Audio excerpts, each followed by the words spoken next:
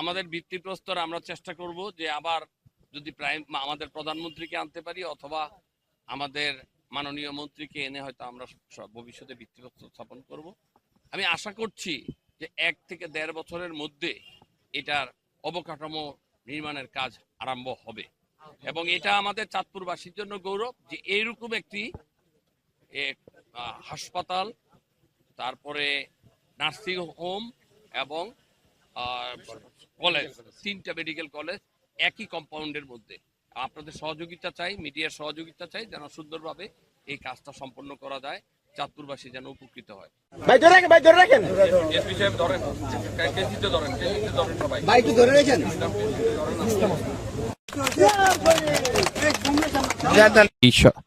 সবার সভাপতি, মঞ্চে উপবিষ্ট অতিথিবৃন্দ এবং আমার সামনে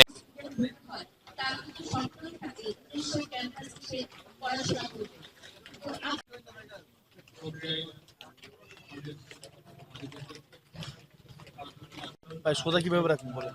ওই আপনি এটা এরবেন করেন কি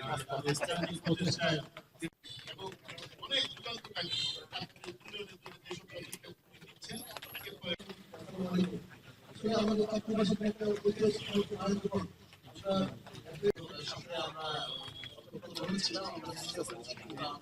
একটা সময়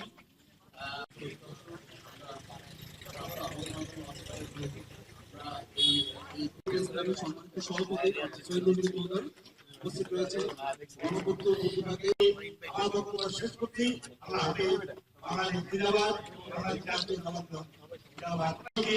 অভিনন্দন জানিয়ে আজকে এই সময় আমি